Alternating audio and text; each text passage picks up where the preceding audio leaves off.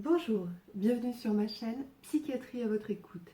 Je suis le docteur Maud Godin, psychiatre, et cette chaîne est conçue pour répondre aux questions que vous vous posez sur la santé mentale et vous fournir des outils pratiques pour prendre soin de vous et de vos proches. Aujourd'hui, nous allons aborder les 3 piliers de la santé mentale, plus un bonus, restez jusqu'au bout de la vidéo. Actuellement, ce qui a été identifié comme facteurs qui vont vous permettre de rester en bonne santé mentale sont une bonne hygiène de vie. Et dans hygiène de vie, nous entendons un rythme de sommeil régulier. Il est important de dormir à des heures régulières, c'est-à-dire de se coucher à peu près toujours à la même heure et de se lever à peu près toujours à la même heure. Ce qu'on voit souvent et qui est un très mauvais cocktail, c'est d'être en manque de sommeil la semaine et de rattraper le week-end. Il est donc conseillé d'avoir un sommeil qui finalement ne change pas trop entre votre rythme de la semaine et votre rythme du week-end. Il est également important de dormir suffisamment. On considère que pour un adulte, le temps moyen de sommeil nécessaire est de 7 à 8 heures. Mais qu'en est-il pour vous? Pour savoir de combien de sommeil vous avez besoin, essayez de vous souvenir, lors de périodes de vacances prolongées, quel était votre rythme naturel, à quelle heure vous vous couchiez et à quelle heure vous vous leviez pour vous sentir bien sans être fatigué dans la journée. Cela vous donnera une idée du nombre d'heures de sommeil dont vous avez besoin pour vous sentir reposé. Évidemment, les rythmes de travail nous contraignent souvent à nous lever à une certaine heure. L'idéal est donc de pouvoir ajuster suivant l'heure de réveil imposée, l'heure de coucher qui vous correspond pour pouvoir bénéficier du nombre d'heures souhaitées. Dans l'hygiène de vie, nous incluons également une alimentation équilibrée et structurée. Par structurée, j'entends une alimentation qui se fait aux heures des repas en limitant les grignotages. Deuxième pilier d'une bonne santé mentale, une activité physique régulière. Cela a été démontré dans de nombreux champs de la médecine pour un bien-être global et prendre soin de votre santé à long terme et donc votre santé mentale.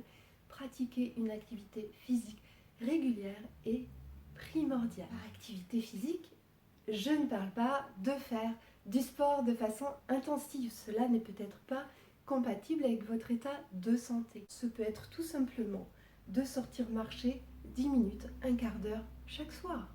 Pour que cette activité physique puisse être régulière et épanouissante, il est important, il est recommandé de faire une activité qui vous plaise. Il sera beaucoup plus facile de tenir dans la durée quelque chose qui vous fait plaisir et à laquelle vous allez avec joie. Troisième pilier de la santé mentale, un réseau social de qualité.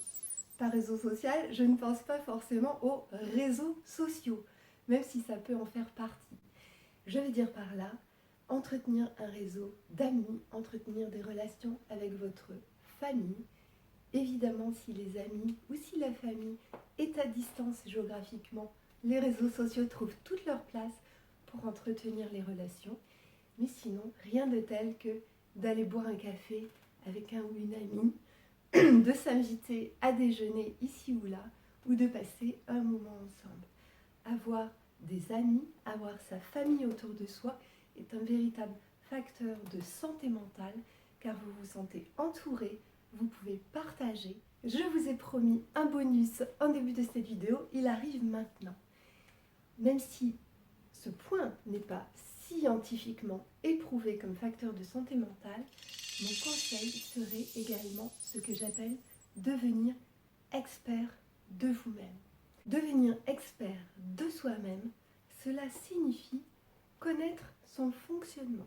Et typiquement, puisque nous parlons de santé mentale, nous allons tous avoir notre façon dont notre état parfois va nous envoyer des signaux d'alerte que nous commençons à rentrer dans la zone rouge.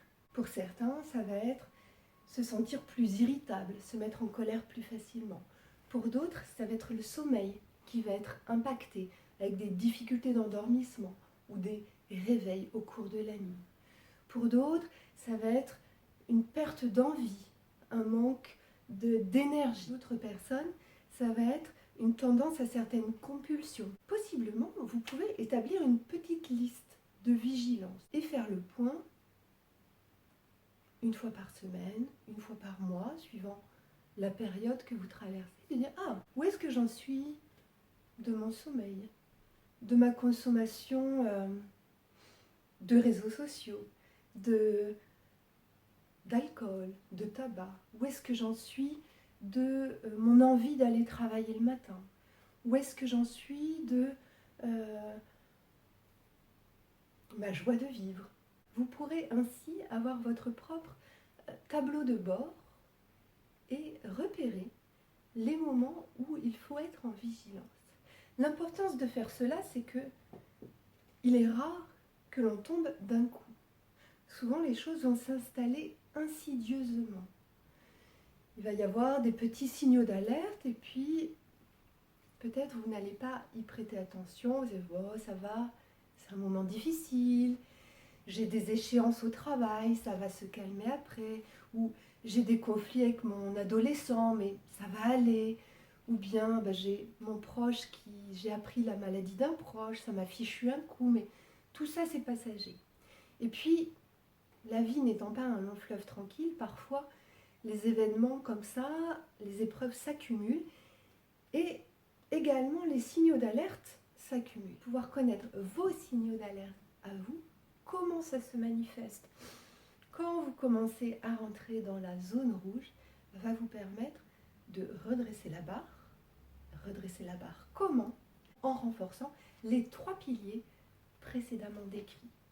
Si vous voyez que vous commencez à flancher légèrement, soyez d'autant plus attentif à dormir suffisamment, à restaurer une hygiène de sommeil, à vous nourrir correctement avec des repas réguliers et de qualité, c'est-à-dire en privilégiant les produits frais, les légumes, les fruits, en mangeant suffisamment également, en limitant tout ce qui va être apport sucré, alcool, en pratiquant une certaine activité physique. Sortez, marchez, allez à la piscine, allez danser, quelque chose qui va vous permettre d'aérer votre esprit, de vous détendre. Et troisième chose, avez-vous pris soin de vos relations sociales dernièrement?